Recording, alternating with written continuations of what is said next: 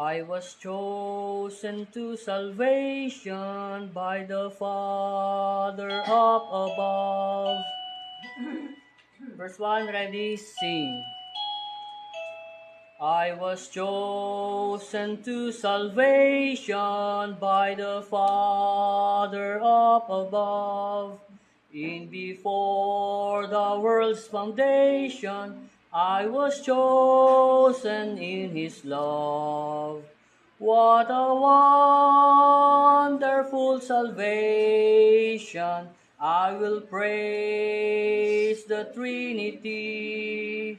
Mighty God in all three persons, He reached down and ransomed me. I was given to the Savior by the Father's grace and love. Christ came down to seal my pardon, paid my sin debt with His blood.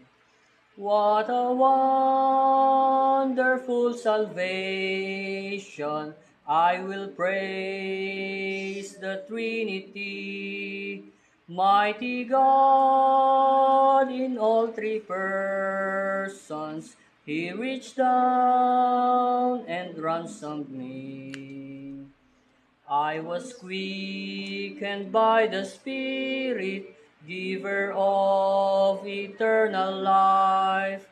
Oh, He brought me to repentance and to faith in Jesus Christ.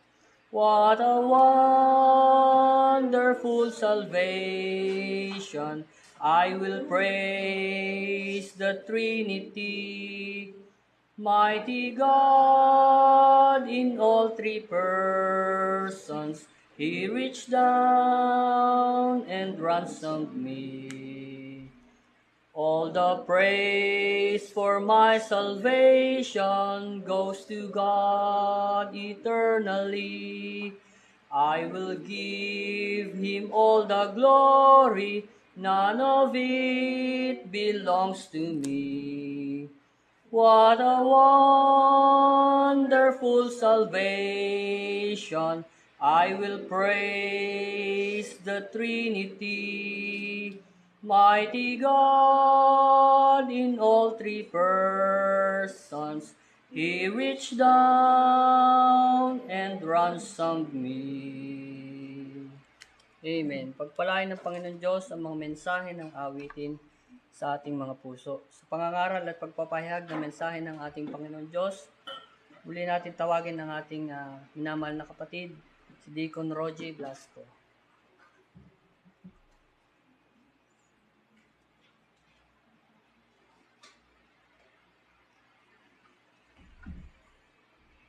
Kung mabiyaya at mapagpalang umaga sa lahat, mga kapatid. Tayo po'y magsitayo bilang paggalang po sa pagbasa ng salita natin Panginoon. Buksan po natin ang ating mga Bible sa Matthew chapter 6, sa verses 19 and 21 po. Matthew chapter 6, verse 19 hanggang 21. Kung inyo na pong nakita, ito po ang sinasabi sa Tagalog. Tapos po ay babasahin ko din sa King James Version. 19. Huwag kayong magtipo ng mga kayamanan sa lupa na dito'y sumisira ang tanga at ang kalawang at dito'y nanghuhukay at nagsisipagnakaw ang mga magnanakaw. Kundi magtipon kayo ng mga kayamanan sa langit na dooy hindi sumisira kahit ang tanga, kahit ang kalawang, at dooy hindi nanghuhukay at hindi nagsisipagnakaw ang mga magnanakaw. Sapagkat kung saan naroon ang iyong kayamanan, doon naman doroon ang iyong puso. Sa English version naman po, King James, lay not up for yourselves treasures upon the earth, where moth and rust not corrupt, and where thieves break through and steal. But lay upon for yourselves treasures in heaven, where neither moth nor rust doth corrupt, and where thieves do not break through nor steal. For where your treasure is, there will your heart be also. So, ito po yung part 2 ng ating naging pag-aaral last time, yung na pinamagatan na earthly pursuits or heavenly fruits. So tayo po ay nasa ikalawang part na. So tayo po ay manalangin po bilang pagsisimula. Humingi po tayo ng gabay sa ating Panginoon, aming Diyos na banal, kataas-taasan sa lahat, aming Ama na nasa langit. Muli po ay nandito po kami at inyong tinipon sa dakong ito upang kami po ay sumamba sa inyo sa Espiritu at katotohanan. Maraming pong salamat, aming Diyos, sa palagi pong paglalagay ng desire na ito sa aming mga puso na kami ay makadalo sa mga ganitong gawain, kami po ay makapaglingkod sa inyo, kami po ay makasamba sa inyo. Aming Diyos, sa amin din pong inaalala ang isang linggong nagdaan na kami inyong iningatan, kami inyong ginabayan at inyo pong ipinagkalob sa amin ang mga biyaya na aming pangangailangan na spiritual at mga physical na bagay, aming Diyos, mga pagkain at ang mga financial ninyong provide sa amin at ang patuloy niyo pong pagpo-provide ng karunungan aming Diyos sa amin sa tuwing kami po ay nagbubulay-bulay sa inyong mga salita. Aming Diyos, maraming pong salamat sa inyong ginawang pag-iingat sa amin. Amin din po inaalala aming Ama, ang aming mga kasalanan. Kami po ay patuloy niyo pong tulungan na palaging gabayan at kami po inyong tulungan na palaging mapagtagumpayan ang aming laman upang kami po ay hindi malaglag aming Diyos sa mga kasalanan. Kami po ay patuloy niyong turuan na aming Diyos at ingatan. Kami po ay humihingi ng kapatawaran naming Diyos. Nawa po ay linisin niyo po kami sa pamamagitan ng banal na dugo po ng aming Panginoong Hesus. At ngayon pong umaga, amin pong muling tutunghayan ang inyong mga banal na salita. Nawa po ay ang inyong mensahe ay maging pagpapala po sa amin, sa mga kapatid, at kayo din po sa mga tagapakinig aming Diyos. Nawa ay maging instrumento ito upang kanilang makita ang kanilang kalalagayan po sa salamin po ng inyong mga salita. Nawa po ay maging instrumento ito upang mabuksan ang kanilang mga puso at isipan sa mga bagay na dapat talagang i-priority o unahin aming Diyos dito sa buhay na ito, dito sa lupa. Hindi po aming Diyos, amin din pong inaalala ang aming pastor, si Pastor Norman, na nasa church po doon sa Molino. Ingatan niyo po siya at nawa po mamaya pagbabalik niya dito sa San Pablo, ingatan niyo po siya, makatayo po siya ng ligtas at mapayapa. Hindi po aming Diyos, ito po aming dalangin sa banal na pangalan lamang po ng aming Panginoong Hesus. Amen. Nakakaupo na po, mga kapatid. So tayo po ay magbalik tanaw muna. Ano po dun sa ating natalakay noong isa pang linggo. Yung pong earthly pursuits or heavenly fruits. So natalakay po natin doon yung patungkol sa kung ano ba dapat ang ating maging priority bilang mga mananampalataya. Kung ano bang ating dapat iniipon, tinitipon. So, balikan natin yung mga unang 3 punto. Kasi po may isang point po na naiwan, yung point number 4. So, yun po ating tatalakayin ngayon. Pero bago po tayo magsimula, para po tayo ay ma-refresh at ma-connect natin ng maayos, yung sunod na punto, ay balikan po muna natin yung napag-aralan natin noon. So, yung point number 1, natin last time, yung pong treasures. So, yun po yung ibig pong sabihin nun, yung treasures upon the earth or treasures in heaven. So, ang verse po natin doon ay itong ating text, yung ating teksto, yung pong binasa na natin. So, napakalinaw po ng tinuturo ng Panginoon dito sa kanyang sermon, part po ito ng Sermon of the Mount, na ano bang dapat i-priority o pagtuon ng pansin ng tao. Hindi naman po natin sinasabi na wag nang magtrabaho. Kumbaga, kung ano lang po yung bilang mananampalataya, bilang tagasunod ng Panginoong Hesus, ito yung itinuturo niya. Ano bang dapat mong i-priority dito sa lupa? Kasi nga naman ay hindi natin yan madadala sa kabilang buhay. Kung tayo kunin na ng Panginoon. Then, basa din po natin doon, o na-share ko din doon last time, na may mga tao talaga na legal naman yung ginagawa, yung trabaho, bagamat masyado silang focus na talaga sa kung paano magtipon ng treasures upon the earth. So, na-share natin doon yung mga example. So, nakiki-Jesus din naman sila. Nagko-quote pa nga sila ng mga verses na ganito, ganyan. Pero makikita nyo, yung sinasabi ng Panginoon na walang makakapag-serve sa two masters. Ano? Yun yung sa verse 24 ng Matthew chapter 6. So, basahin natin kasi nandito na rin naman tayo sa Matthew chapter 6. Ito yung verse 24 na tinuro din ng Panginoon. Ano? No man can serve two masters, for either he will hate the one and love the other, or else he will hold to the one and despise the other. Ye cannot serve God and mammon or money. So, yung mga example natin, nakita natin doon na they are trying to serve two masters, pero hindi naman talaga yun ah, kaya ng tao. Ano. So, mas love talaga nila yung money, unfortunately. Ano. So, sana tayo mga kapatid, alam natin yung kung sino ba yung tunay na sineserve natin dito sa mundong ito. Ano. And then, nabasa din natin dun yung patungkol dun sa ang pera ay ugat ng kasamaan. Hindi naman natin sinasabing masama yung pera.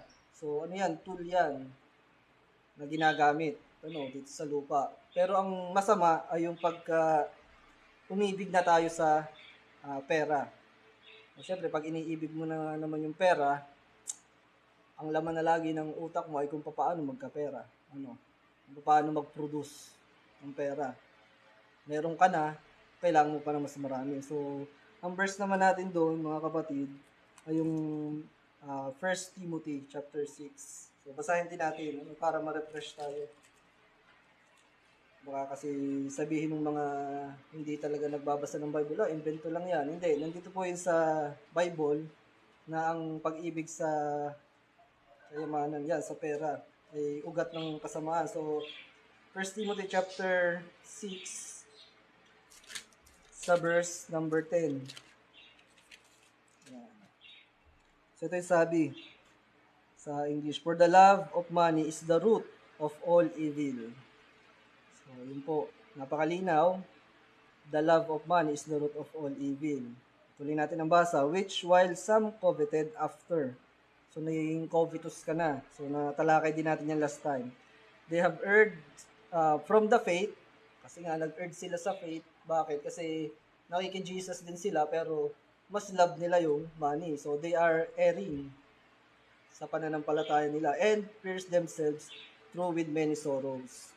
So, nagkakaroon pa silang mga sorrows o kalumbayan. Tulad ng example natin last time, malakas ng kumita, malaki na, pero nalulumbay pa rin. So, sabi natin, paano pa kaya tayo? Na ganito lamang ang na-provide o ganito lang ating income, kumbaga. So, mas dapat ba tayong malumbay compare sa kanila? Siyempre hindi. So, doon na pumasok yung ating ikalawang punto. Ang ating ikalawang punto, last time, ay yung worldly cares. So, cares of this world. So, material things. Dahil nga, nag-aalala pa rin ang mga tao kung sila, yung mga umiibig sa kayamanan, kung paano pa makapag-produce, paano kaya yung kakainin pa bukas, so susunod. Yung example natin doon, natandaan ko, para bang may sasakyan na siya, gusto niya pa ng bago kasi nakita niya yung mas maganda. So, nagko-covet na siya. Nag-aalala siya na kapag wala ako nun, parang mahina. Parang gano'n, problemado. Ang nagiging care ay yung material things. So, hindi man lang maalala ang kanyang kaluluwa. Paano kaya yon? So, kung itutuloy ulit natin yung basa natin, part pa rin yun ng tinuturo ng Panginoon sa verse 25. Hanggang hanggang 33 So basahin natin yung verse 25. Sabi ng Panginoon sa kanyang turo, therefore I say unto you, take no thought for your life. Matthew chapter 6, mga kapatid. Kasi di ba binasa natin yung 24, sabi natin, no man can serve two masters. So tuloy natin sa verse 25. Sabi ay, Matthew chapter 6, verse 25, therefore I say unto you, take no thought for your life, what ye shall eat, or what ye shall drink, nor yet for your body, what ye shall put on. Is not the life more than meat, and the body than raiment? Sa 30, kung tatalon tayo sa verse 30, sa Tagalog naman, ito sabi, yan. Matthew chapter, Tagalog ang babasahin po natin. Matthew chapter 6 verse 30. Yan. Sinabi dito ng Panginoon na kapag kagana ng iyong nararamdaman marami kang cares, meron kang little faith. So basahin natin verse 30 sa Tagalog. Ngunit kung pinararamtan ng Diyos ng ganito ang damo sa parang nang ngayon ay buhay at sa kinabukas ay igagatong sa kalan, hindi ba lalong-lalo na kayong pararamtan niya o kayong mga kakaunti ang pananampalataya. So, bakit nababalisa ang tao? Bakit may mga cares? Dahil ito sa pagkakaroon ng maliit na pananampalataya. So, bakit maliit? Kasi hindi na-exercise ang kanyang pananampalataya. Kasi ang focus nga ay doon sa kung paano magkakamit ng earthly things, ng earthly treasure o treasures upon the earth. So, kaya mahina ang pananampalataya, ng isang tao na nagsasabing Kristiyano din daw, Lalo na yan, mga nakakausap na, yung mga naging example natin last week, o last week. Tuloy natin ang basa, verse 31, kaya huwag kayong mga balisa, so ito ang turo ng Panginoon, huwag daw mga balisa, na mga sabi, ano ang aming kakainin, o ano ang aming iinumin, o ano ang aming daramtin. So, huwag daw isipin yan. So, ibig ba sabihin nun, huwag na magtrabaho? Hindi. Kung baka ibig sabihin lang ng Panginoon dyan, alam mo dapat yung priority mo bilang isang tagasunod ng Panginoong Hesus. Yung mga ganang bagay, hindi mo dapat yan problemahin. Basta pagka ikaw ay gumagalaw, kumbaga, sabi nga ng turo ng Bible, huwag pakainin ang mga hindi nagtatrabaho. So, meaning, hindi ibig sabihin dito ng Panginoon ay huwag nang magtrabaho. Hindi. Ibig lang sabihin, alam mo kung ano yung priority mo bilang isang mananampalataya. So, verse 32, sapagkat ang lahat ng mga bagay na ito ay siyang pinaghahanap ng mga hentil, yamang talastas ng inyong Ama sa kalangitan na kailangan ninyo ang lahat ng mga bagay na ito. So, kumbaga dito talaga ang mga Gentiles daw. Kumbaga compare sa mga turo ng Panginoon ito compare daw dun sa mga anak ng Diyos, di ba? Ang mga Hudyo naman talaga ang mga original na tagapagmana. So, i-compare lang, binigyan ng contrast. Kasi daw yung mga Gentiles, trabaho ng trabaho para kamtan yung ganong kayamanan. Kasi nga, kung maalala nyo mga kapatid, yung culture o yung pagan worship ng mga Gentiles during those time, kailangan madami kang kayamanan para pag namatay kayo, yung ibabayad mo dun sa nakaabang sa'yo, para makapasok dun sa kanilang langit, sa eternity ng mga pagan worship. Yung example natin dyan ay yung sa Egypt, yung si Anubis ba yun, nakaabang. Kailangan meron kang ipapalit na kayamanan doon sa timbangan para makapasok ka. Yun sa kanilang, ganun ang kanilang paniniwala. Ang example natin doon, isang mayaman na mukhang mayaman talaga, madaming dalang ginto, nakapasok. Bagamat yung mukhang, depiction yun doon sa isang shinare ko na sa inyo. Yung namang lulugo-lugo na mahirap na mukhang mabuting tao naman daw, walang dalang kayamanan. So, nung inilagay niyo yung kanyang barya, hindi siya tinanggap, hindi gumalaw yung timbangan, So, siya ay na-impyerno. So, ganun ang thinking ng mga Gentile. Kaya sinabi ito ng Panginoon sa verse 32, sapagkat ang lahat ng mga bagay na ito ay siyang pinaghahanap ng mga hentil. Bukod pa dun sa talagang gustong yumaman, gusto rin nila, secure din sila sa kanilang eternity. Pero mali yun, hindi yun ang sinasabi ng Biblia. At hindi rin yun ang tinuturo ng Panginoon. Sabi ng Panginoon, yamang talastas ng inyong Ama sa kalangitan na kailangan ninyo ang lahat ng mga bagay na ito. So, ipoprovide yan ng Panginoon sa kanyang mga anak. Yan. 33. Basahin ko sa English. So, ito yung kinukot din ng mga Jesus palagi, verse 33. But seek ye first the kingdom of God and His righteousness, and all these things shall be added unto you. So, yan. So, bagamat nagtatrabaho ka, pero dapat, bilang isang tagasunod ng Panginoon, dapat mas gumagalaw ka sa kanyang mga, sabi nating ministry, sa kanyang mga gawain, mas lamang dapat focus doon. Dapat hindi yan nawawala sa puso at isipan ng isang tunay na mananampalataya. And then nagkaroon tayo pa ng sunod na example bilang patunay na mahirapan talaga yung isang taong mayaman na kumbaga isang taong mayaman na ang priority talaga ay yung kanyang kayamanan. Makita natin dito na yung rich fool, yung madami na siyang kayamanan, ang plano pa rin niya ay mas palakihin yung kanyang bodega, kumbaga, para mas makapaglagay pa ng mas marami. So yun yung binasa natin na example dun sa rich fool ay sa Luke chapter 12. Luke chapter 12. Ito yung isa natin example, na focus sa pagpapayaman dito sa lupa. Hindi na naisip ang kanyang soul, kanyang kaluluwa, kanyang buhay after nun. So Luke chapter 12, Luke chapter 12 sa verse 16 to 21. Doon natin simulan. Yan, verse 16. Ang sabi dito ay merong a certain rich man brought forth plentifully.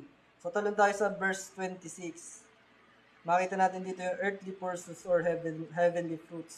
Sabi dito, nang tinuturo ng Panginoon, for what is a man profited if he shall gain the whole world and lose his own soul? Or what shall a man give in exchange for his soul? Kasi nga dito, namatay itong rich fool na ito. And then, tinuro ng Panginoon, maging mo man ang whole world, ikaw man maging pinakamayamang tao. Tapos, you will lose your soul. So, anong i-exchange mo sa soul mo? Pwede bang i-exchange yung kayamanan na yan? Siyempre, hindi. So, dapat, nagtitipon din tayo ng mga, ang isang mananampalataya, talagang dapat nagtitipon ng kayamanan sa langit. Hindi yung kayamanan sa lupa. Kasi hindi mo maipapalit yan. Wala na yan. Pag namatay ka na, wala na. Hindi mo na madadala yan. Yan. So, pagkatapos noon, mga kapatid, pumunta na tayo dun sa ikatlong punto natin last time, yung don't make me rich, don't make me poor. So, ang verse natin dun ay yung Proverbs chapter 30. Siyempre, alam niya ng Panginoon kung anong ating pangangailangan. Sabi natin, ito yung sabi ng Proverbs chapter 30 verse 8. Yan. Remove far from me vanity and lies. Give me neither poverty nor riches. Make me rich, make me poor. Feed me with food convenient for me, lest I be full and deny thee. Yan, dahil naging plentiful, yumaman, nalimutan ng Panginoon. So, maaring malimutan. And say, who is the Lord? Yung contrast naman, or lest I be poor. So, talagang naging mahirap. And steal. So, magre-resulta na sa magnanakaw. And take the name of my God in vain. So, talagang, ang example natin dyan, yung mga nahuhuling snatcher, holdupper, magnanakaw, ang kanilang dahilan, dahil po sa kahirapan ng buhay. So, ayan. So, nakita natin, talagang totoo ito. So, kailangan mag-work, magtrabaho. Kita naman natin, yung mga nahuhuli ng mga pulis ay mas malalaki pang katawan kaysa sa atin, Pero ang kanilang dahilan, dala daw ng kahirapan. So, may danger din pala yun, sapat nga, sabi nga, sapat ng biyaya na ibinibigay ng Panginoon sa atin, Ganun din sa church. Hindi naman lahat ay mayaman, Hindi din naman lahat ay mahirap. Majority lang, ang mahirap. Makabalance nga yan, sabi natin last time, balance yan. Diyos ang nagdadagdag sa kanyang church, sa miyembro ng kanyang iglesia, para maging balance, And then, ang example pa natin dyan, nagbigay tayo ng example mga kapatid na mahirap para sa isang mayaman. ang maligtas. Mahirap lang, pero hindi naman imposible. So, binasa natin dyan yung the rich young man, ruler, rich young man, sa Matthew chapter 19. So, matatapos na itong ating baliktan ng mga kapatid. Ano? Para lang ma-connect natin yung sunod na punto. Yan, the rich young man sa Matthew chapter 19. Matthew chapter 19, yan. Sa verse 20. So ito sabi, Matthew chapter 19, verse, simulan natin sa verse 20. So ito yung example na mahirap sa isang mayaman ng maligtas. Bakit kaya? Yan. The young man said unto him, nagawa na daw niya lahat yung mga commandment. Kausap niya dito ang Panginoong Hesus. All these things have I kept from my youth up. What lack I yet? Yan. 21, Jesus said unto him, if thou wilt be perfect, go and sell that thou hast, and give to the poor, and thou shalt have treasures, nabanggit, treasure in heaven, and come and follow me. 22, but when the young man heard that saying, he went away sorrowful. Bakit kaya? For he had great possession. Yan. Talagang mahirap, kumbaga, pinaghirapan mo nga yun, yung focus ka doon, bago mo narating yung ganung estado, kumbaga, bago yun ang hihingin sa'yo ng Panginoon, para sumunod sa Kanya. So, sa isang tao, mahirap yung gawin. Yan. Kaya sabi dito ng Panginoon sa verse 23, then said Jesus unto his disciples, verily I say unto you that a rich man shall hardly enter into the kingdom of heaven. So, mahirap, hindi imposible. Kasi nga kung dahil depende tayo dun sa desisyon ng tao, yan, sa may mga free will, yung naniniwala sa free will, sa decision making ng tao, so, imposible. Hindi ito kakayanin ng isang tao. Pero dahil nga ang kaligtasan, mga kapatid, tayo naniniwala, ay nakadepende sa Diyos o dahil sa Diyos, sa Panginoon lamang ang kaligtasan, syempre walang imposible. Kaya kung itutuloy natin yung basa pa, mababasa natin yun dyan sa mga talatang yan. Tuloy natin, verse 24. Matthew 19, verse 24. And again, I say unto you, sabi sa mga disciples niya, it is easier for a camel to go through the eye of a needle than for a rich man to enter into the kingdom of God. Verse 25, when his disciples heard it, they were exceedingly amazed, saying, who then can be saved? So, na-amaze sila, sino kaya ang maliligtas? Kami lang bang mga mahirap? Siyempre, hindi. So, ang point doon ng Panginoon, kung depende sa tao, imposible yan. Pero pag mayaman at kinilos ng Panginoon, wala imposible. Maliligtas yan. Verse 26, sabi ng Panginoon, but Jesus beheld them and said unto them, with men, this is impossible. Salvation is impossible with men. But with God, all things are possible. So, pagka Diyos ang kumilos sa isang taong mayaman, walang imposible. Susunod yan sa Panginoon. Yan, dyan tayo nagtapos last week.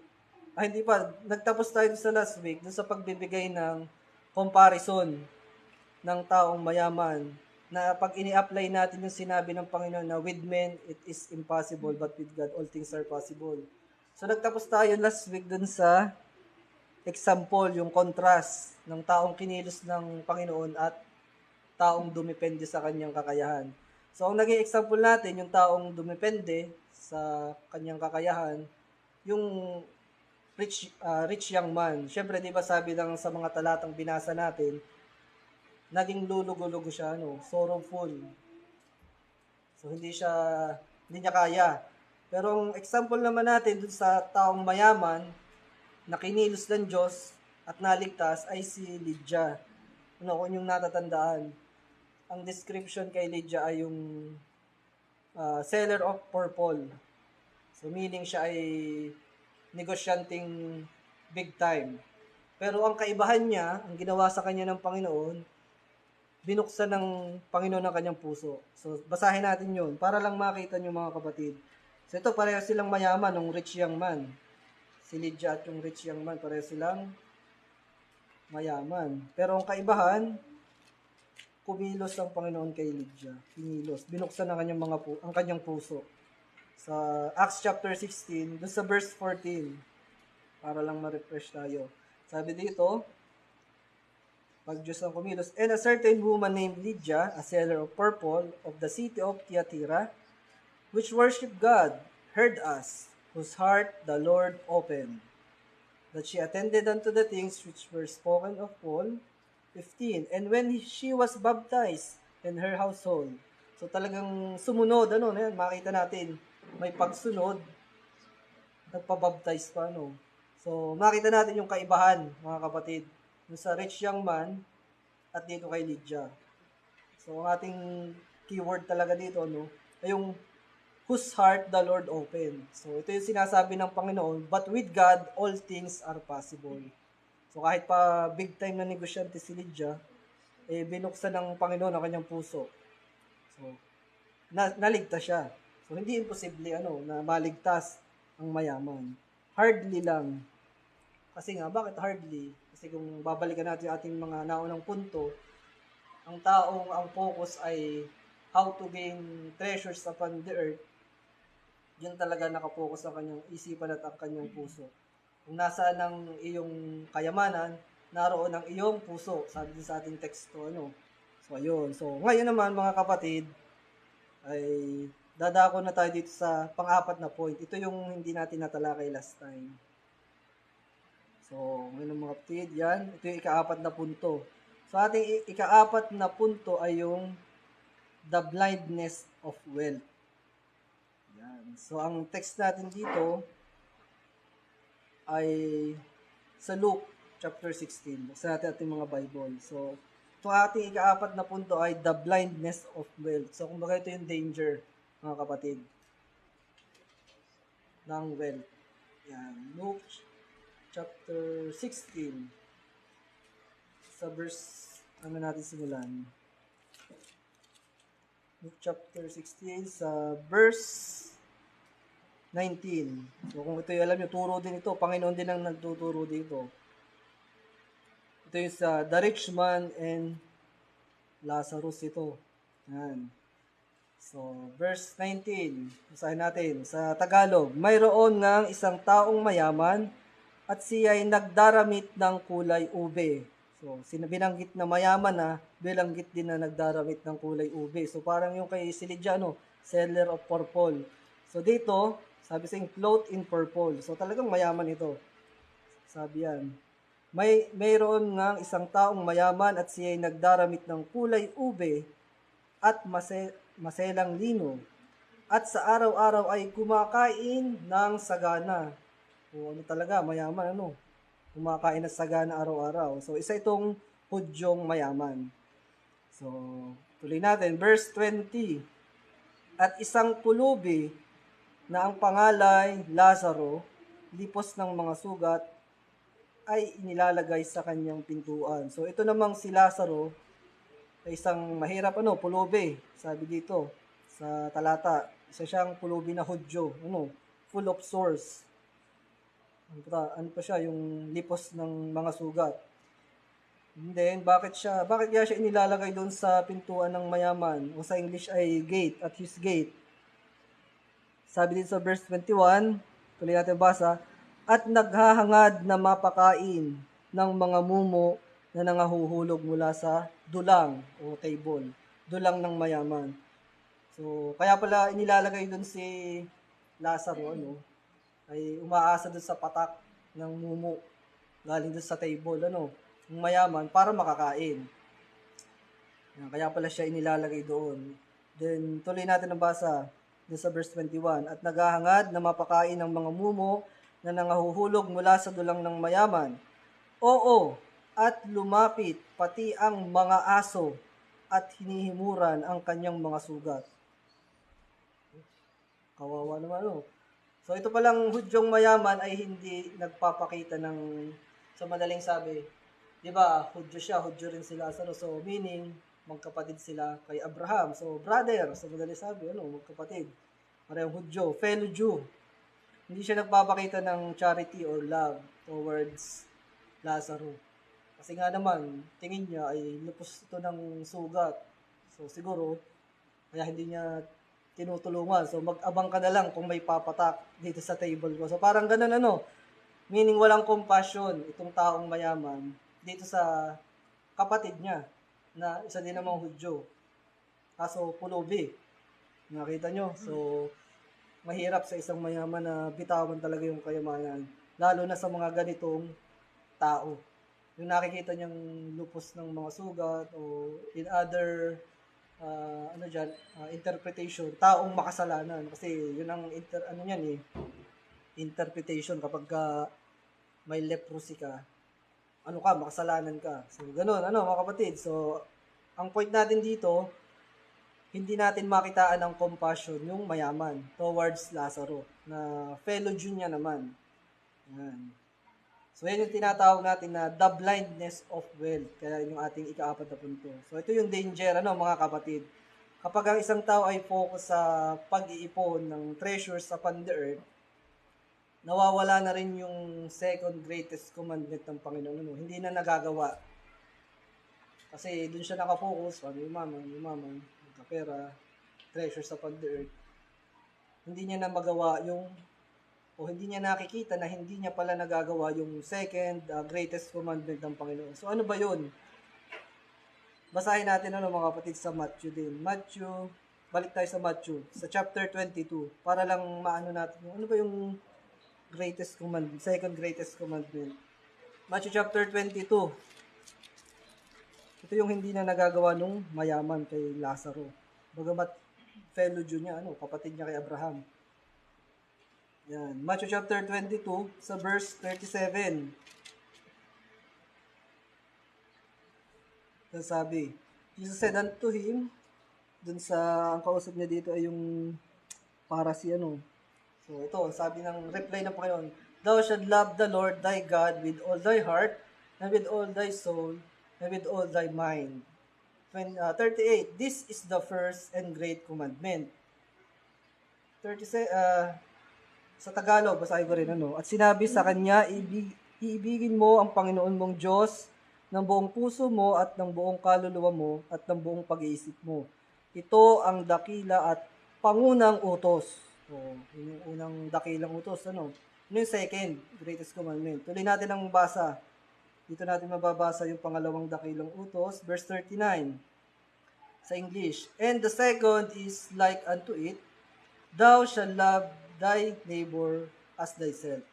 Sa Tagalog, at ang pangalawang katulad ay ito, iibigin mo ang iyong kapwa ng gaya ng iyong sarili. So, ito pala yung nawawala, dun sa isang taong focus sa pag-ipon ng treasures upon the earth, tulad dun sa taong mayaman. Yun din ang naging problema ng taong mayaman na tinutukoy ng Panginoon dun sa Luke chapter 16, dun sa tinuturo niyang iyon. So, yung kapatid niya kay Abraham, dahil pareho silang Hudyo, kaya kapatid niya kay Abraham. Si Lazaro ay umaasa lamang dun sa mumu na nahuhulog mula sa table ng mayaman. So, nawala yung charity towards Lazarus, itong mayaman. At mababasa pa natin dito, mga kapatid. So, yun yung blindness of wealth. Sinasabi niyang kahudyo niya yun, hindi naman napapakitaan ng compassion. So, ganun din, sa ibang mga churches. Mamaya, share ko yung example. Tuloy muna natin to dito sa verse, balik tayo sa Luke, dun sa hinihimura ng mga aso, yung kayo sugat. Luke chapter 16, sa verse 21, mga kapatid, balik tayo doon. Luke chapter 16, verse 21, balik tayo doon. So, pinakita lang natin, mga kapatid, yung second greatest commandment. Kaya nakita natin, ito yung hindi na nagagawa ng taong mayaman. Dito, balik tayo doon sa Luke chapter 16, verse 21. Ang sabi dito, at naghahangad na mapakain ng mga mumo at nangahuhulog mula sa dulang ng mayaman. Oo, at lumapit, pati ang mga aso at hinihimura ng kanyang mga sugat. So, aso, hinihimod ng aso yung mga sugat ni Lazaro. So, bakit? Anong ibig sabihin dito ng Panginoon? So, ibig sabihin, di ba pagka ang nakita natin, yung aso, may sugat, hinihimod niya yung sugat niya, para gumaling. So, this verse implies, mga kapatid, na buti pa yung aso, may care doon kay Lazaro. Hinihimod yung mga sugat, Parang ganun ba? Kung i-compare dun sa taong mayaman, mabuti pa itong aso. May compassion dun sa pulubi. Parang ganun, O yun talaga, yung ini-imply ng verse. So, buti pa yung aso nagkikare kay Lazaro. Then aso, meaning din ito mga kapatid, ini-interpret din ito na hindi Hudyo. Kasi ang tingin ng mga Hudyo sa, meaning pag hindi Hudyo, Gentile. So meaning, ang tingin kasi ng Hudyo sa Gentiles ay madudumi, mga unclean, mga aso. So, sino ba yung mga aso na tinutukoy kaya dito ng Panginoon na mas mabuti pa dun sa taong mayaman na Hudyo? So, aso ang tinutukoy dito mga kapatid nga, yung mga Gentiles. So, paano natin nasabi yun na yun? So, basahin natin mga kapatid yung time na may na-encounter ang Panginoong Jesus na Canaanite woman. Nabanggit dyan, mumo na nalalaglag. Nabanggit dyan na itinuring niya ang kanyang sarili na aso dahil siya ay Gentile. So, basahin natin yung sa Matthew chapter 15. Papakita lang natin, na ini-imply dito sa turo ng Panginoon, dito sa Luke, na mabuti pa yung iba, Gentile, aso. Hinihimuran yung kanyang sugat. So, Matthew chapter 15. Pakita lang natin, mga kapatid. Bagamat may mas malalim pa itong interpretation. Kasi nakapokus tayo mga kapatid ngayon dito sa about treasures upon earth and treasures upon heaven. In heaven. So gusto ko lang i-point out yung blindness kapag ka mayaman. So nawawala yung compassion. So chapter 15 ng Matthew. Simulan natin dun sa verse 21.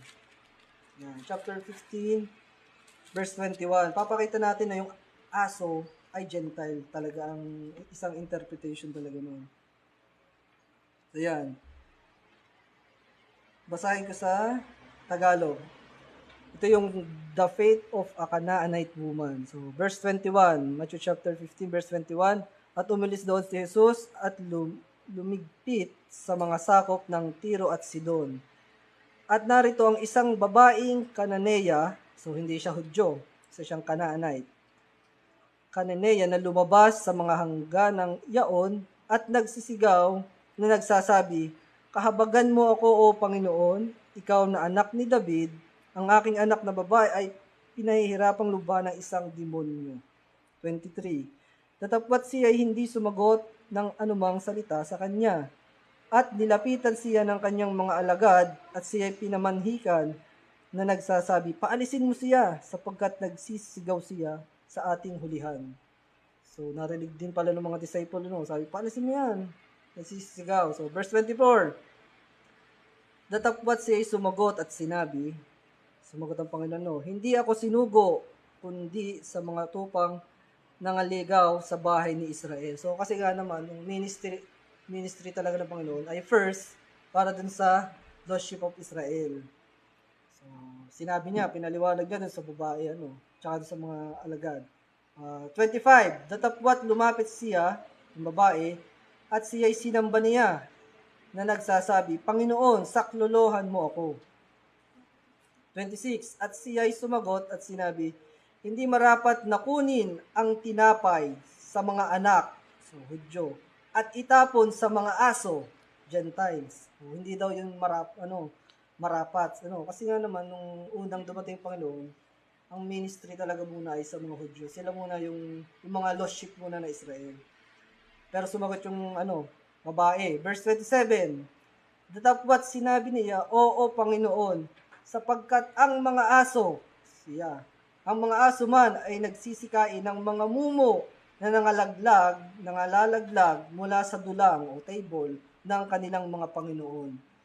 So yung mga aso pala, o mga Gentiles ay nakaabang lang dun sa malalaglag ng mumu. So ganun yung nakita niyo yung connection dun sa tinuturo ng Panginoon dun sa taong mayaman at kay Lazaro. Si Lazaro ay Jew. So dapat hindi siya magkaroon ng treatment dapat hindi siya tinatrato na parang aso. So meaning, ang point doon, dapat pakitaan siya ng compassion ng taong mayaman. Kasi ang nangyari kay Lazaro, naging para siyang aso. Nakaabang na lang siya dun sa malalaglag. At makikita din natin, dun sa binasa natin, ang lumapit pa kay Lazaro ay yung mga aso. Yung pang-aso ang nagpakita ng compassion. Kumbaga, nakita nyo, mga kapatid. So, yun yung point doon. Yun yung danger pagka ikaw talaga ay focus sa pagpapayaman. Nawawala na yung blinded ka na ng well. So, dapat ang kumakain sa mga mumong nalalaglag ay aso. Makita natin dito sa talatang ito, dun sa binasa natin sa Matthew, considered ng babae na siya ay aso. So, marapat lang sa kanya yung kumain ng mumu. Pero dun sa tinuturo ng Panginoon, dapat naman hindi ganun ang ginawa kay Lazaro, yung mayaman. Kasi siya ay kapatid kay Abraham Mamaya makita nyo, tatawag ng ama yung mayaman dun kay Abraham mamaya. Pag tinuloy natin yan. So, meaning talagang magkapatid sila. As Hudyo. Pero nakita natin, nawalan na siya ng compassion. Blinded na siya ng wealth. So, yun yung danger mga kapatid. 28. Nang magkagayoy sumagot si Jesus at sinabi sa kanya, O babae, malaki ang pananampalataya mo. O, i-contrast natin to sa binasa natin kanina. O ye have little faith. O, ano sabi naman dito ng Panginoon? O babae, malaki ang pananampalataya mo. Mangyari sa iyo ayon sa ibig mo. At gumaling ang kanyang anak mula sa oras na yun. So, nakita natin yung isang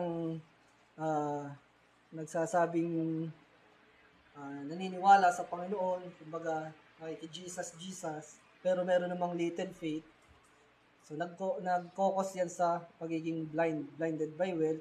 Compare sa isang mahirap considered na aso, kumakain lang ng mga mumo, mga patak-patak, namumuhay ng hindi sagana dito sa mundo, pero merong pananampalataya na malaki.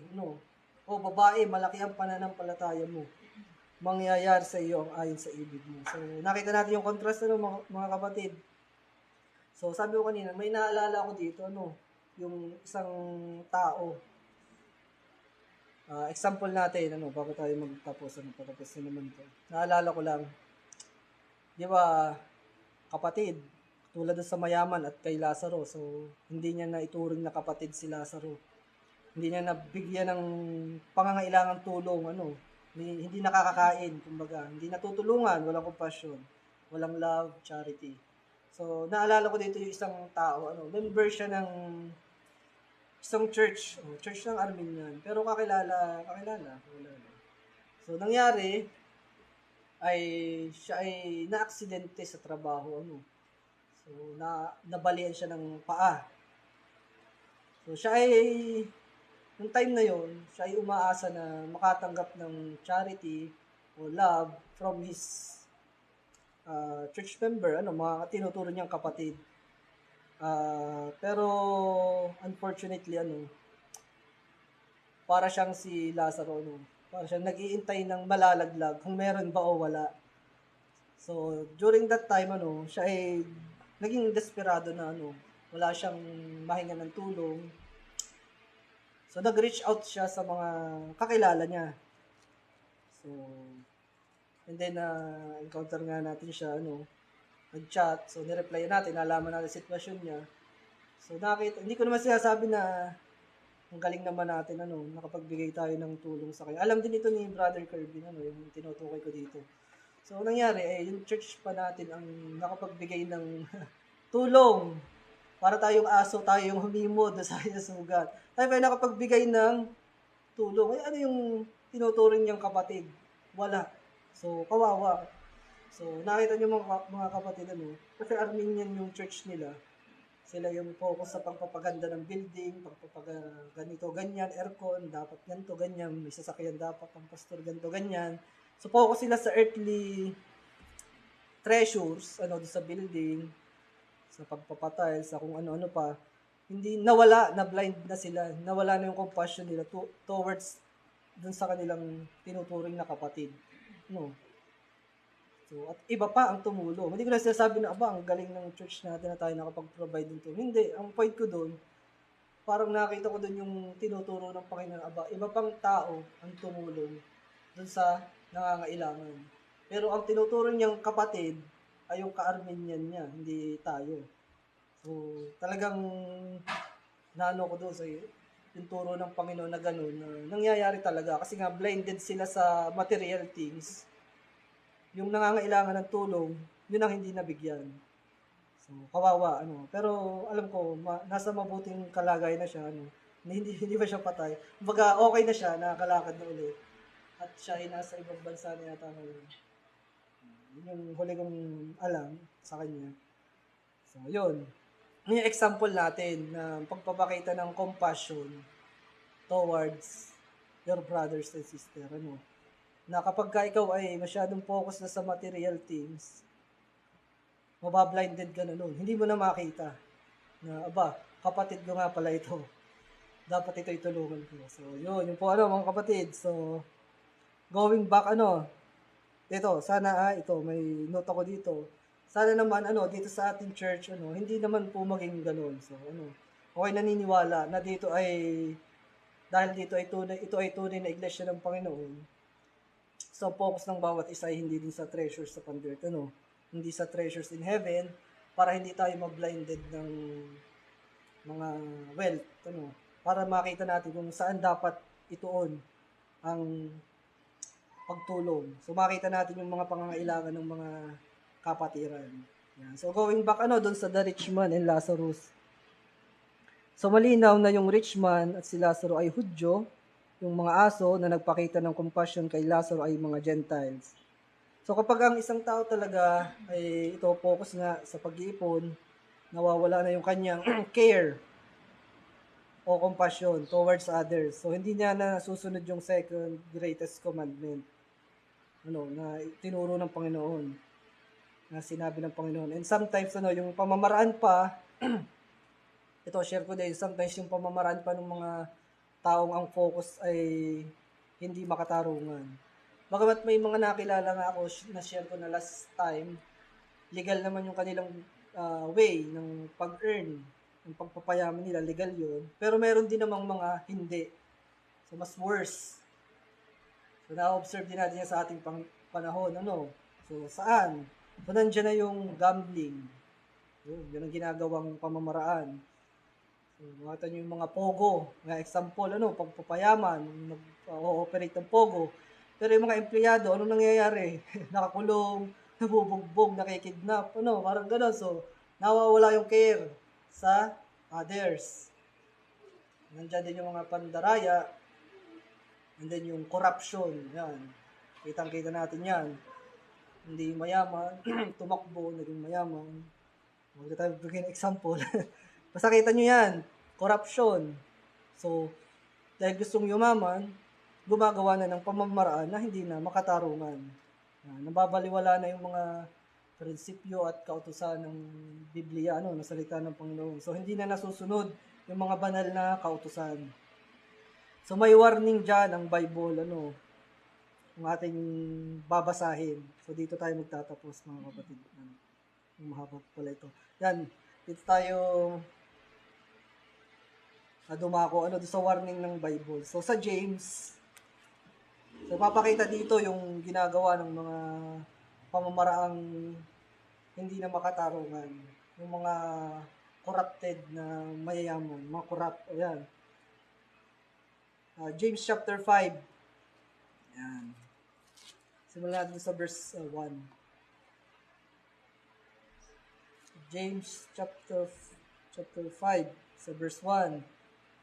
So sabi, basahin ko sa English, "Go to now, ye rich men, weep and howl for your miseries that shall come upon you." Ayan. Bakit? Verse 2, your riches are corrupted, and your garments are moth-eaten. Your gold and silver is conquered, and the rest of them shall be witness against you, and shall eat your flesh as it were fire. Ye have heaped treasures together for the last days. 4, verse 4. Behold, the hire of the laborers who have reaped down your fields which is of you, keep back by fraud, riot. So, hindi na makatarungan. Yung trato doon sa mga laborers niya. And the cries of them which have reaped are entered into the ears of the Lord of Sabbath. So, nakikita yun ng Panginoon. Yung mga hindi na makatarungang pamamaraan ng mga taong mayayaman sa kanilang pag-gain ng treasures upon the earth. 5, ye have lived in pleasure on the earth, and been wanton. Ye have nourished your hearts as in the day of slaughter. So, nagpataba pala sila para sa day of slaughter. Yan. 6, ye have condemned and killed the just, and he doth not resist you. So, yan. So, ang sinasabi dito, nagre-resort na yung iba o karamihan o mas marami na nagpapayaman sa mga ganitong pamamaraan, mga hindi makatarungan para lang magkaroon ng wealth. So itong mga gawain na ito, alam natin na mali. Yung panglalamang, yung sa kapwa, para sa sariling kapakinabangan.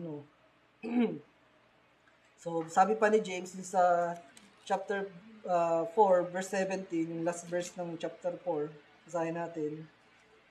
Siyempre, alam nila na mali yun. James chapter 4, verse 17. Wait lang. Wait lang mga kapatid, nawala yung note ko. So, yung verse na, ano yung verse yung pag-alam mo ang 4:17. Yan, ito. Yun nga, sa taas. Nawala yung note ko eh. Yan, sa taas nga yung last verse ng chapter 4. Sabi dito, therefore to him that knoweth to do good, and doeth it not, to him it is sin. So, alam naman nila na mali yung pamamaraan nila, pero ginagawa pa rin nila. So, kasalanan yun.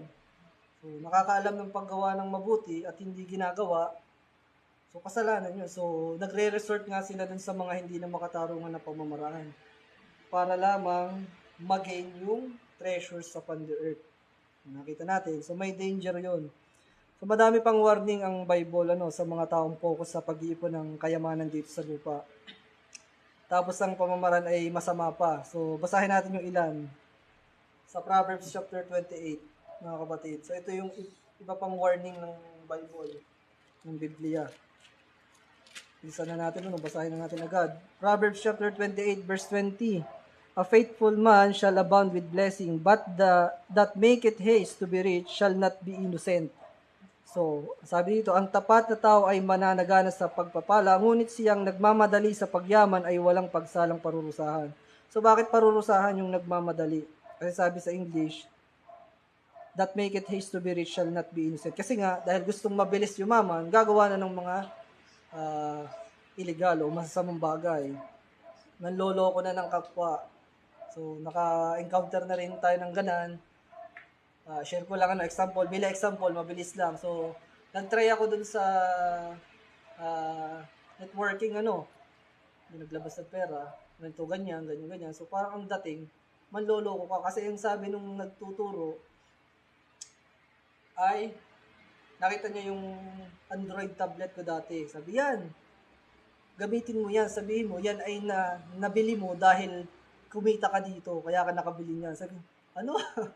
So yun na, nakita nyo, manloloko na para makumbinsi yung iba para sumali, magkapera sila. So yun yung example dyan. Kaya sabi, that make it haste to be rich shall not be innocent.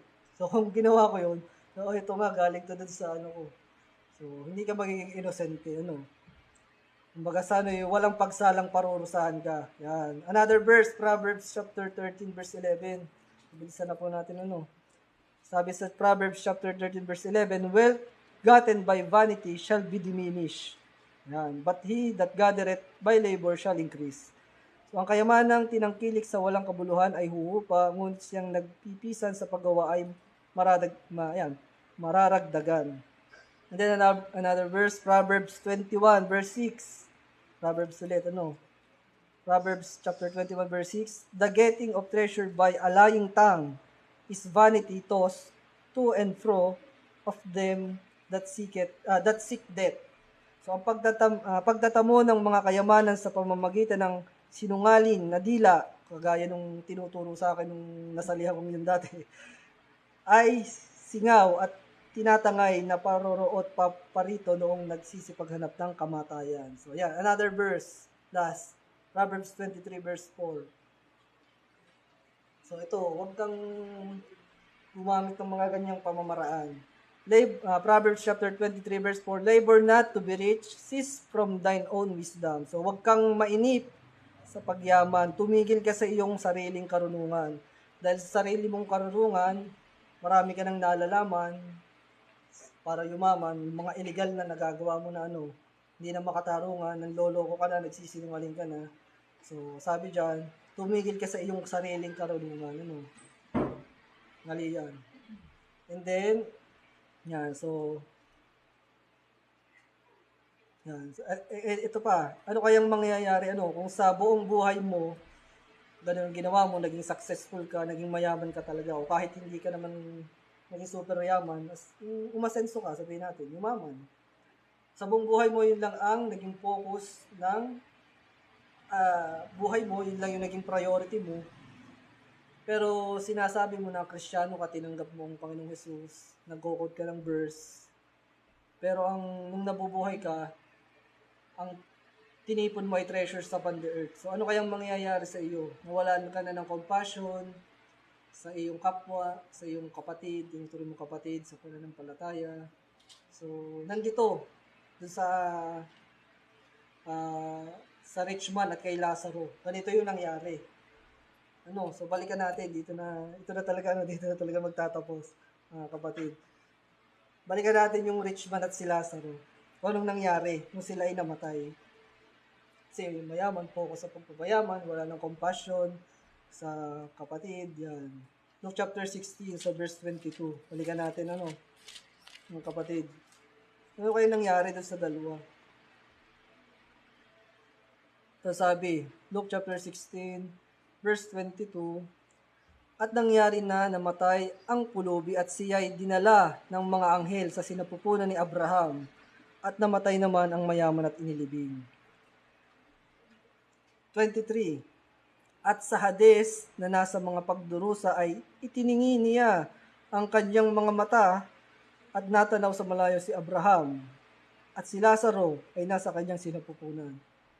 So, anong nangyari dun sa mayaman na walang compassion kay Lazaro? Nasaan siya? Sabi sa English, and in hell, he lift up his eyes, being in torment. So, kawawa. Yan nangyari sa kanya. Patuloy natin ang basa. 24, at siya'y sumigaw at sinabi, Amang Abraham. So, talagang kapatid niya kay Abraham, si Lazaro. Nakita niyo, wala siyang compassion. Sabi, maawa ka sa akin at suguin mo si Lazaro upang itubog niya sa tubig ang dulo ng kanyang daliri at palamigin ang aking dila sapagkat naghihirap ako sa alab na ito. So kung ating babalikan, anong naging pamumuhay niya? Masagana. Nung siya ay nasa lupa. Anong nangyari? Nung siya ay namatay na. Siya ay nasa paghihirap. Nahihirapan. In torments. 25. Datapwat sinabi ni Abraham dun sa mayaman, anak. So ano talaga? Anak din ni Abraham. Kaso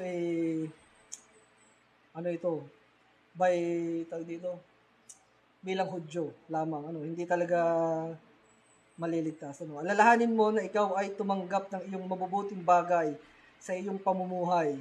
Kasi nga, yun ang focus Pag ganun ang focus mo, pag gumawa ka ng masasamang bagay, mag-gain ka talaga ng wealth. Kagaya nun, kung manloloko ka ng tao, kung sinabi mo, itong iPad na ito, itong tablet na ito, bunga ito nung pagsali ko dito sa ganyan, sumali ka na rin. So, yan, mananagana ka, magkakapera ka doon. Yun yung point dyan.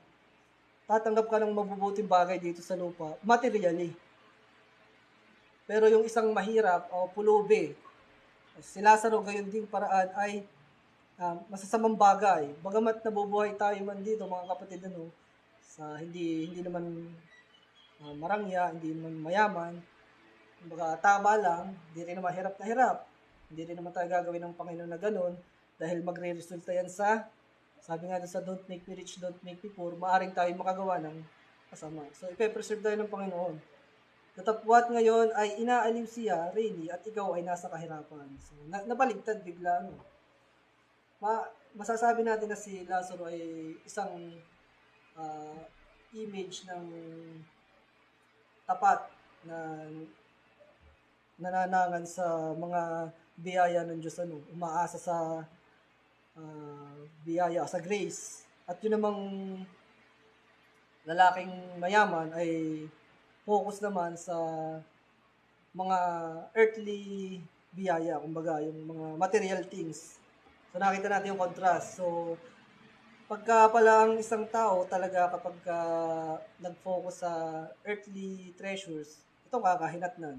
Yan yung pinaparating dyan, i-imply dyan sa verses na yan.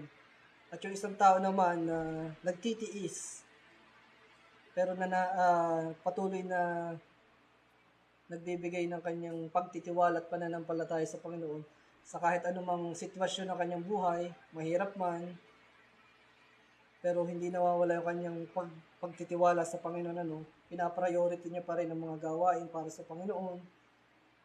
So, hindi siya mabubulag ng wealth. Makita natin ang igagawad sa kanya ang kapahingahan.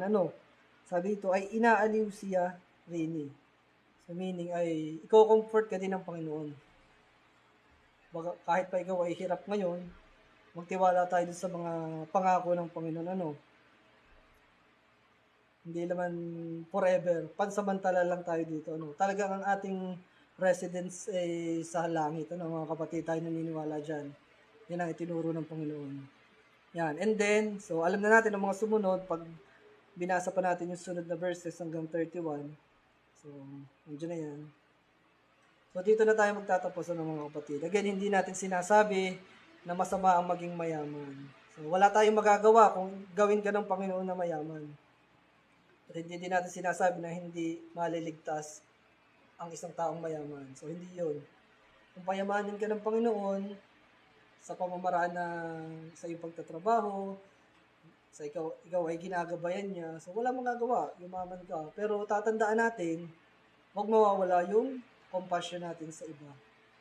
And then, wag na natin maging biglang dahil yumaman ka, magiging priority mo na kung paano pa lalaki, dadami. Mali yun. Hindi dapat ganun ang attitude na isang tunay na mananampalataya. Yan mga kapatid, so yun. So natalakay na natin yan ng maayos.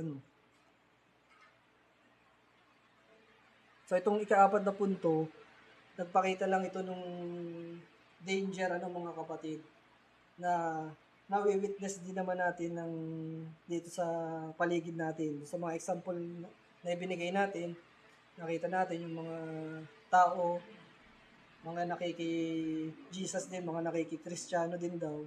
Nakita natin na ang talagang sineserve nila ay yung money. Hindi talaga ang Panginoon.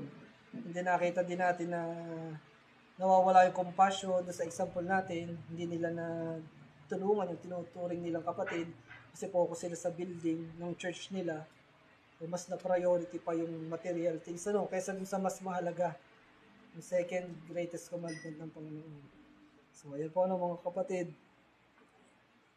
Yan, kaya tayo mga kapatid ay palagi nating ipanalangin sa Panginoon na tayo ay palagi niyang paalalahanan, gabayan at tulungan kung ito bang ginagawa kong itong desisyon kong ito ay naaayon sa kanyang kalooban. Baka kasi mamaya napapafocus na tayo masyado din sa mga material things, sa earthly treasures. So, palagi tayong manalangin ng preservation sa Panginoon. Nawa ay palagi nating ituon ang ating mga isipan at puso sa mga bagay na naaayon sa kautusan ng Panginoon, doon sa mga bagay na makalulugod sa Diyos. Ano?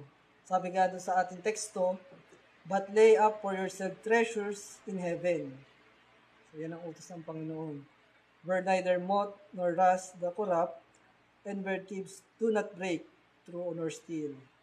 Kasi yung sabi sa verse 21 ating Panginoon, for where your treasure is, there will your heart be also. Mga kapatid. So nawa ay naging pagpapala sa atin ng mga kapatid. Nawa ay matulungan tayo ng mga teachings na ito ng ating Panginoon, mga prinsipyo ng Bible, ng Biblia, sa ating paglakad dito sa mundong ito habang tayo nandirito, alam natin yung ating priority. Again, hindi natin sinabing masama ang magtrabaho o mag-aim ng umasenso. Ang masama ay yung magiging the love for money na. Mas love mo na yung isang master compared dun sa talagang ating Panginoon, ang ating Master, ating Lord na siyang nagligtas sa atin. Kung tayo ay nagsasabing tayo ay tunay na Kristiyano, tunay na mananampalataya, tagasunod ni Kristo, dito tayo tumayo sa kanyang turong ito. Mga kapatid, atin siyang bigyan ng panahon, pahalagahan natin, bigyan natin ng time, yung mga gawain, pagbabasa ng kanyang salita, pagbubulay-bulay. Po mga kapatid? So, yun po, dito po tayo nagtatapos. May God bless the message in our hearts, mga kapatid. Tayo po ay lumuhod, tayo manalangin.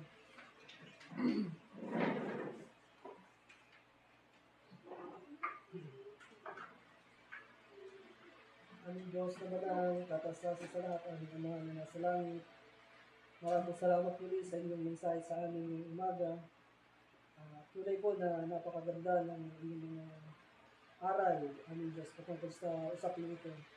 Aming po labang dalangin sa inyo, aming Diyos, ay palaging po kaming paalalahanan kung saan po ba dapat namin ilalagak ang aming mga priorities, aming Diyos. Palaging po kaming paalalahanan na magkaroon po ng charity, love, compassion po sa aming mga kapatiran, at sa mga tao sa aming paligid. Mga po ay aming magampanan at magawa palagi ang inyong second greatest commandment aming Diyos. At kami naniniwala na kakayanin po namin itong gawin kapag kami po ay kinilos at tinulungan namin Diyos. Nawa po ay palagi po kaming gabayan sa aming paglakad na ito dito sa lupa. Alam namin Diyos na isa ito sa tukso ng kaaway, itong mga treasures sa kanluoy. Hanggang kahali-halina, aming Diyos, at ito ay gustong-gusto ng aming mga laman. Ngunit ang aming dalangin aming Diyos ay patuloy mo po kaming tulungan na palaging mapagtagumpayan ang kita ng aming mga laman, ang hilig at gusto ng aming mga laman. At palagi namin maalala ang turong ito patungkol sa mga kayamanan ng aming Diyos. Na kami ay inyong tinuturuan na mas bigyan ng pahalaga o kahalagahan ang pag-ipon ng kayamanan sa langit aming Diyos. Ang aming Diyos ay naging pagpapala sa bawat isa, sa mga kapatid, sa mga tagapakinig, ang inyong naging mensahe sa amin ngayong umaga. Nawa po ay maisabuhay namin ito, magawa, at naibahagi din sa iba aming Diyos. Nawa ay aming Diyos, ay ito po nawa ang mensahe ito bilang maging instrumento upang mamulat ang mga mata, kailang mga puso ay mabuksan sa mga tao na wala pa sa aming Panginoon, na abalang-abala aming Diyos sa pag-iipon ng mga kayamanan dito sa lupa. Kahit na araw ng linggo, ng pagsamba, ay ito ang kanilang pinagkakaabalahan o inaatupag ng Diyos. Ito aming Diyos, ganito yung gabayan, dito kami kahabagan, sa aming pagpansamantalang paghiwalay ay ingatan niyo po ang bawat isa na makarating sa kanyang tahanan ng ligtas at mapayapa. At mamaya pong hapon, nawa po ay loobin ninyo na kami po muli ay magkasama-sama upang kami po ay sumamba sa inyo sa Espiritu at katotohanan. Aming Diyos, maraming salamat. Lahat po ng papuri ay para sa inyo, lahat ng karangalan, salamat at pagsamba ay para sa inyo po lamang. Lagi po kami gabayan sa pamamagitan ng banal na Espiritu. Ito ang aming dalangin sa banal na pangalan lamang po ng aming Panginoong Hesus. Amen. Uwitin po natin ang doxology. Praise God from whom all blessings flow. Praise Him, all creatures here below. Praise Him above the heavenly hosts. Praise Father, Son, and Holy Ghost. Amen. Amen. Amen.